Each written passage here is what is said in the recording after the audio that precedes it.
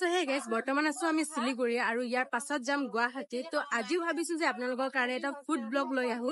তো এতিয়া বৰ্তমান খাব লাইছো আমি চাহ আৰু তাৰ পাছত কি খাই আছে আপোনালোকক জনাই আছো দেই। মই যেহেতু আপোনালোকক আগৰ ভিডিঅ'টো কৈছো যে আমি অকমান ভখুৱা টাইপৰ হয়, সেইটো কাৰণে ষ্টেচনত থকাৰ পিছৰ পৰাই আমি খোৱাব আৰম্ভ কৰি দিছো আৰু দেখিছে নহয় এটাৰ পিছত এটা বস্তু খাবলৈ আৰম্ভ কৰি দিছো। আচলতে আমি ৰাতিয়ে উঠিছিলো বাছত, যিহেতু শিলিগুৰিলৈকে আমি বাছতে আহিব লাগিব, সেই গতিকে আহিলো আৰু আমি ৰাতিপুৱা 6টা বজাতে ট্ৰেইন ষ্টেচন পালোহি। যিহেতু আমাৰ ট্ৰেইন আছিলে 11:35 পৰা, সেইবাবে খোৱা বোৱা কাম আমি আৰম্ভ কৰি দিলো আৰু খাওঁতে বওঁতে কৰোতে 11:35 হ'ল আৰু ট্ৰেইনো আহি পালেহি আৰু তাৰ পাছতৰ পৰা বাহিৰৰ ভিউটো চাই আহোতে আমাৰ খানাও আহি পালেহি আৰু খানাত আছিলে দালি, পনীৰ তৰকাৰী আৰু পোলাও আৰু ভাজি এখন দিছিলে আৰু ৰুটি। পনীৰ তৰকাৰীখিনি খাই বৰ বিশেষ এটা ভাল লগা নাই, অকমান টেঙা বেছিকে লাগিলে আৰু তাৰ পাছতে মই দালিৰ লগত টেষ্ট কৰি চালো, দালিৰ লগত বাৰু ঠিকে আছিলে আৰু তাৰ পাছতে আমাক দিছিলে ৰুটিও খাবলৈ।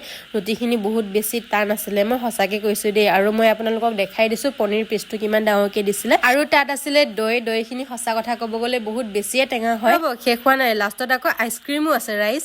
2000 years later. খাই বৈ লৈ অকমান সময় শুইছিলোহে আৰু তাৰ পাছতে আকৌ আমাৰ খানা আহি গ'ল আৰু তাত দিছিলে কচুৰি, চেণ্ডউইচ, চানা, চুনপাপৰি আৰু চাহ মানে গৰম পানী এগিলাচ দিছিলে আৰু চাহ বনোৱা বাকী সামগ্ৰীখিনি দি দিছিলে। আমি নিজে চাহ বনাবলগীয়া হৈছে আৰু লাষ্ট টাইমলৈকে মই খাবলৈ নোৱাৰা হৈ গলো, সেই গতিকে চেণ্ডউইচ আৰু চানা পেকেটটো বেগতে ভৰাই লৈ আহিব লগা হৈছে। আপোনালোকক কোৱাই হোৱা নাই নহয় যে আমি ৰাজধানী ট্ৰেইনত ট্ৰেভেল কৰিছিলো আৰু এতিয়া এটা ইচ্ছা আছে যে বন্দে ভাৰতত ট্ৰেভেল কৰিম। বাৰু এতিয়া বাদ দিয়ক, আজি ভিডিঅ'টো ইমানেই আছিলে। যদি ভাল পাইছে ছাপোৰ্ট কৰিব, বাই বাই।